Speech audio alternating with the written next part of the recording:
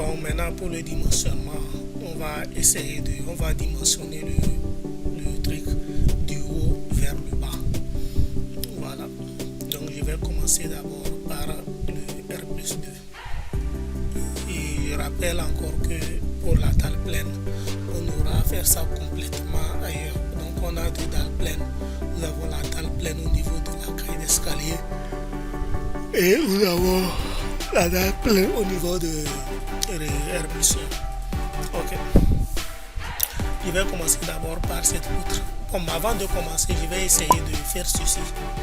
Je fais enregistrer sous. Et ici, pardon. Je fais exporter et j'exporte ça en DWG ou en DXF. Ok. Maintenant, je viens sur le bureau, je crée complètement un dossier que je vais appeler tuto 2. Donc à l'intérieur, je vais créer des dossiers. Je rentre ici, par exemple, je fais clic droit, je crée un nouveau dossier, je fais comme ça et je mets R plus 2. Voilà.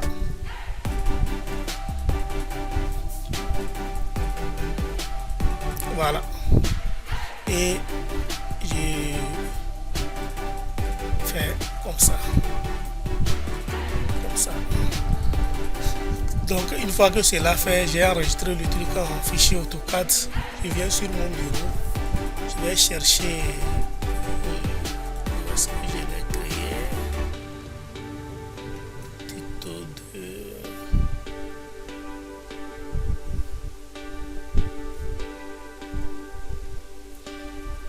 Bon. Je vais le créer ici.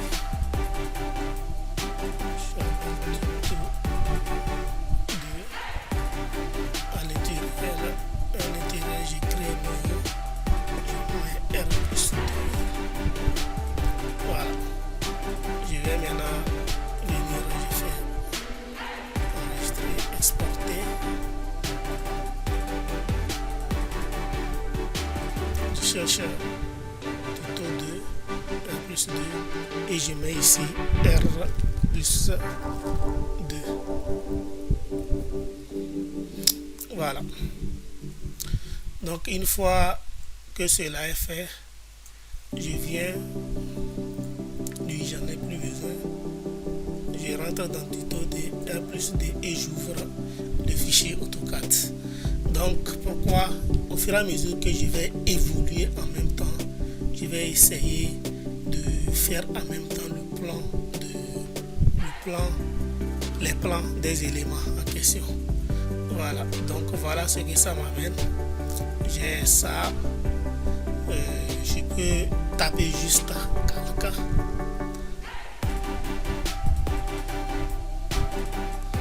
Ok, quand ça vient comme ça, qu'est-ce que je fais?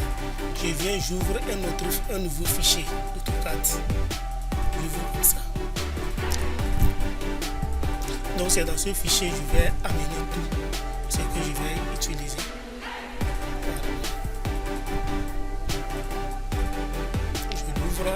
Comme ceci avec les paramètres de base. Je viens maintenant, je prends celui-ci, je fais CTRL C, je viens voir le nouveau fichier que j'ai ouvert, je fais CTRL V et voilà, j'ai donc mon élément en question. Donc si c'est fait, je fais comme ça. Il faut partir.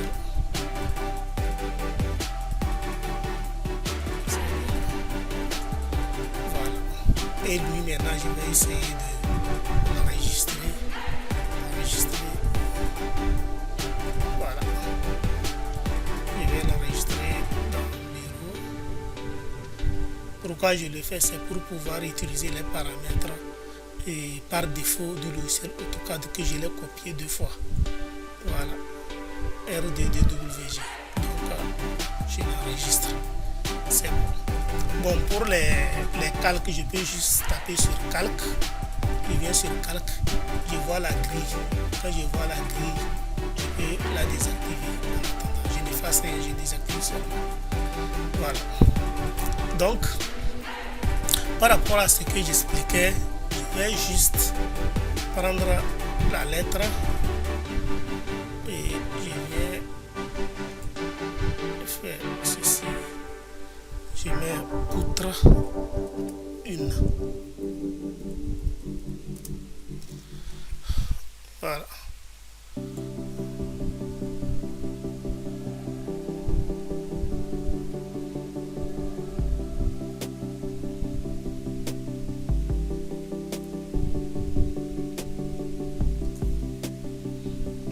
Voilà.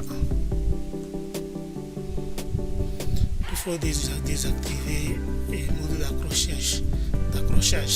On n'en a pas besoin pour le moment. Quand on va venir pour commencer par mettre les axes, là on va avoir besoin de ça. Voilà. Donc lui c'est la poutre 1. Je la copie. J'amène là. Je vais activer cet élément. Pour ceux qui veulent faire un peu d'AutoCAD, j'ai fait un tutoriel sur AutoCAD. Donc ici je fais une rotation.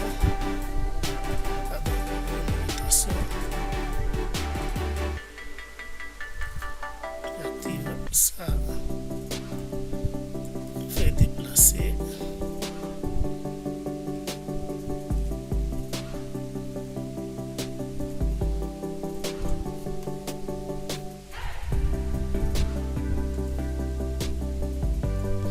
Voilà. Maintenant, je viens dimensionner la poutre 1. Ici, c'est poutre 2.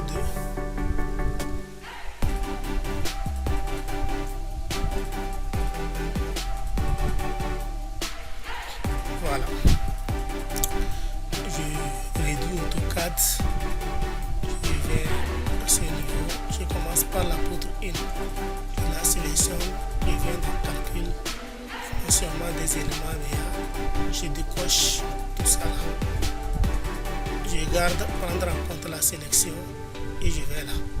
La poutre 1, comme je veux l'uniformiser avec l'autre, je vais lui donner la section. Donc je viens au niveau de acier et armature, je prends 400 pour les aciers longitudinales, pour les aciers transversaux, je prends 235. Au niveau du critère d'optimisation, je vais mettre 0,40 pour avoir une uniformité au niveau des poutres. 0,40 et ici 0,0, 0,20 et 0,20. Bon, je vais voir après, voir si ça peut vraiment tenir par rapport à la distance. C'est juste pour avoir une uniformité, parce que c'est une dalle qui sera posée là. Tu vois, ça ne devait pas aller. Ok, c'est pas grave. Pour des questions d'économie, on peut voir la distance d'ici là, qui fait 2,65 m. Les 2,65 m, ça veut dire qu'on peut avoir une poutre maximale de 26 cm de hauteur. Donc je vais prendre 0,30 par 0,15. Il faut économiser le béton par 0,15. Et attention, ça dépend aussi. Voilà, la dalle ne va pas dépasser 20. 0,30 par 0,15. Donc nous avons, c'est une petite poutre. C'est de la calculer. Et là, comme ça, je viens, je calcule dimensionnement des éléments bien. Cette fois-ci, je clique sur réel et je décoche reconnaissance automatique des sections T. Et je fais OK. Maintenant, quand je fais OK, j'attends le RSA va s'ouvrir directement. C'est dans RSA maintenant, nous on va aller pour dimensionner les éléments. C'est dans RSA là que nous irons aussi pour dimensionner les escaliers et piscines, ainsi de suite. Voilà. Donc, nous sommes arrivés ici. Quand vous venez à votre droite, vous avez les paramètres. Ou soit vous venez complètement au niveau de analyse et vous avez tout ce qu'il faut. Je viens à ma droite, je clique sur 1, 2, 3. Il va m'amener le niveau. Il me donne le niveau du bâtiment. Il me donne la fissuration, l'agressivité et la teneur en feu. Si vous voulez modifier, vous pouvez modifier tout ça là ici. Voilà, donc c'est bon. Je descends ici. J'ai le général, l'armature transversale, l'armature longitudinale. Il a donné les enrobages 333. Si vous voulez modifier, vous pouvez les modifier. Ainsi de suite.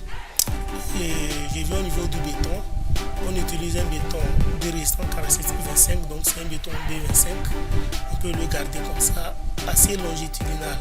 Ici, nous allons essayer de créer notre type d'acier qu'on veut utiliser.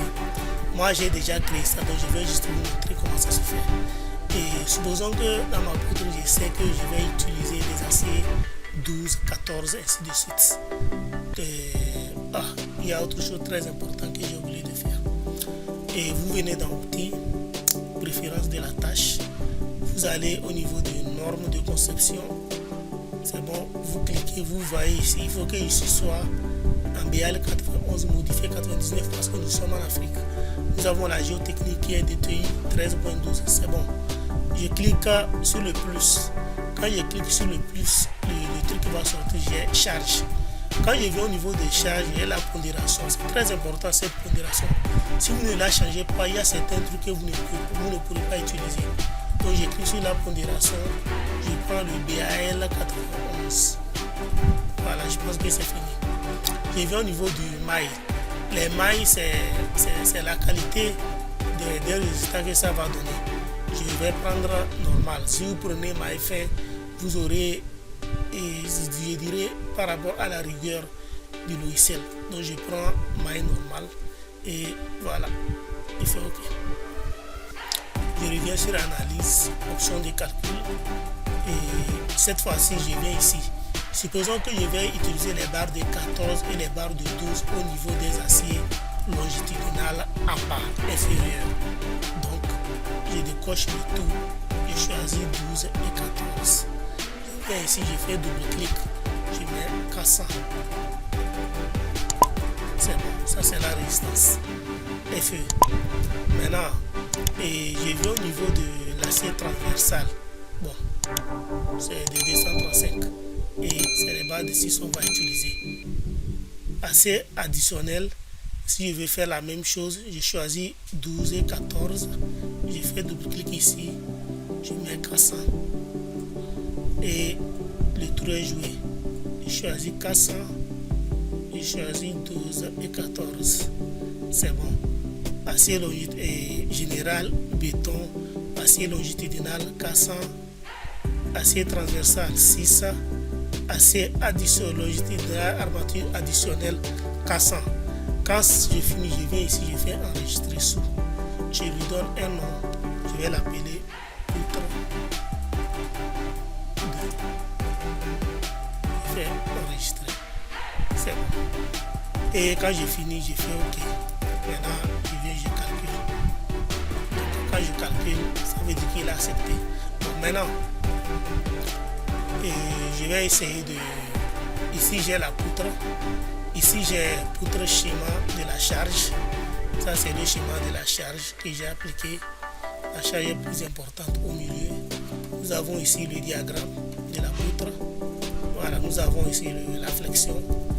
Nous avons le moment fléchisseur ici. Ici, nous avons l'effort tranchant. Voilà. Nous avons poutre ferraillage. Voilà notre poutre qui est ferraillage. Ça, c'est la section. On a la section ici. Quand je clique sur la case, ça tourne comme ça et je peux voir le ferraillage. Donc, il m'a donné les barres de 12 en bas et en haut. Voilà. C'est ça qui est ici. Voilà. Maintenant, si je reviens au niveau de l'analyse, calcul, je coche sur générer les dessins. Je clique là-dessus et tac, ça me donne le dessin. Voilà. Maintenant, je vérifie ici, c'est bon. Je viens au niveau de la fissuration, c'est bon. Et je viens ici, je fais fichier, enregistrer sous un autre format. Donc ça va être forcément DXF.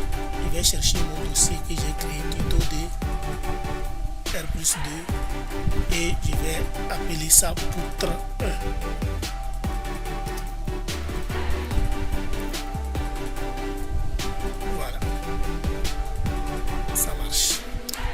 fini avec lui, je viens, j'attaque la poutre 2. La poutre 2 calcule dimensionnement des éléments BA. La poutre 2 fait 6 mètres. Je vais pas faire 6 divisé par 10. Je vais juste faire 6 divisé par 15 et 6 divisé par 10 et puis voir ce que je vais prendre. Voilà.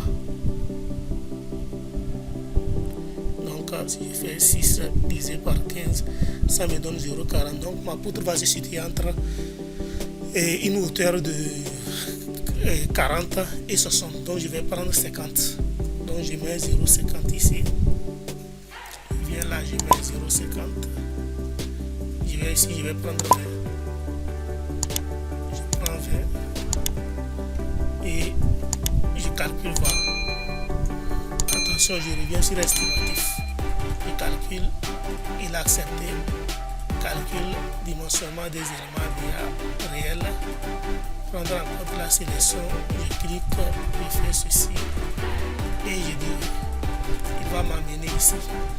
Maintenant, il m'a amené ici, je viens sur View et je viens là. Ici. Au lieu de remettre les choses, je viens juste au niveau d'ici. Pardon. Voilà. Au lieu de reprendre les choses, je viens juste ici, je clique et je choisis poutre 2. Ça va m'amener en même temps les configurations que je viens d'enregistrer. Je fais OK, je fais analyse, je fais OK et je calcule. Il accepte. Voilà. Donc je vais analyse, calcul, générer le dessin, faire ceci et voilà mon ferraillage. Il m'a donné ça en barre de 12. Fichier enregistré sur notre format et j'appelle ça poutre 2. Donc j'ai fini avec ce niveau. Ce qui me reste là-bas, c'est la dalle pleine. Ok, je vais venir maintenant et dimensionner les poteaux à ce niveau. Je sélectionne ce poteau. Je fais calcul, dimensionnement des éléments BA, estimatif, je sélectionne poteau, je décoche poutre et je viens là. Bon, on va essayer un poteau de 15 carrés, voir si ça peut marcher. Donc j'ai 0,15. J'ai 0,15. Donc je vais mettre partout 0,15. Voilà. Et là je prends 400, je prends 235. Il fait OK, je calcule. Il accepte. Je viens calculer le dimensionnement des éléments BA. Je vais au niveau du réel. Il peut accepter au niveau du CBS et venir refuser au niveau de R+, et au niveau de RSA. Donc voilà mon poteau qui fait 15 carrés. Je viens au niveau de analyse, je fais la même chose. Option de calcul. Je vais utiliser les barres de 12 dedans. Uniquement les 12. Ici j'ai les 400. Et quand c'est comme ça, transversal, j'ai les 235 et j'ai les 6. Voilà, je peux enregistrer sous, je donne le nom et j'enregistre. Mais puisque moi j'ai déjà enregistré, je ne vais pas l'enregistrer, je vais juste choisir le bouton. Et je fais OK, je fais enregistrer, tac, et il refuse. Voilà. Il dit les exigences pour la méthode utilisée n'ont pas été satisfaites. Le lancement lambda 70,21 est supérieur à 70,00. Ça veut dire que nous avons dépassé. Si nous voulons avoir ce poteau, notre lancement lambda, pour ceux qui ont fait les dimensionnements à la main, ils savent de quoi je parle. Et il fallait avoir 70,00 pour que ça puisse marcher. Donc, ça veut automatiquement dire que quelles que soient les barres qu'on va mettre dedans, ça ne va pas tenir. Donc, on retourne. J'ai toujours conseillé aux gens, quand vous faites le dimensionnement, le plus petit poteau qui existe, c'est un poteau de 20 carrés. Parfois, ça donne 20 par 15. Mais quand on veut faire un travail propre, sérieusement, il faut vous dire que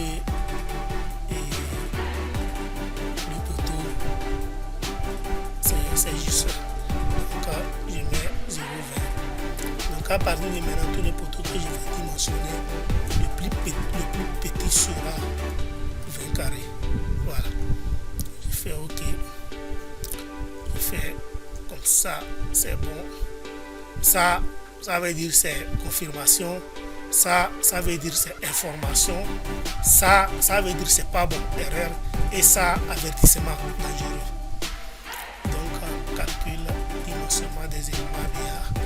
Je vais maintenant exporter le poteau et faire ceci. Au niveau de l'analyse, option de calcul, le poteau, calcul, il accepte. Donc, je vais voir vue. Voilà.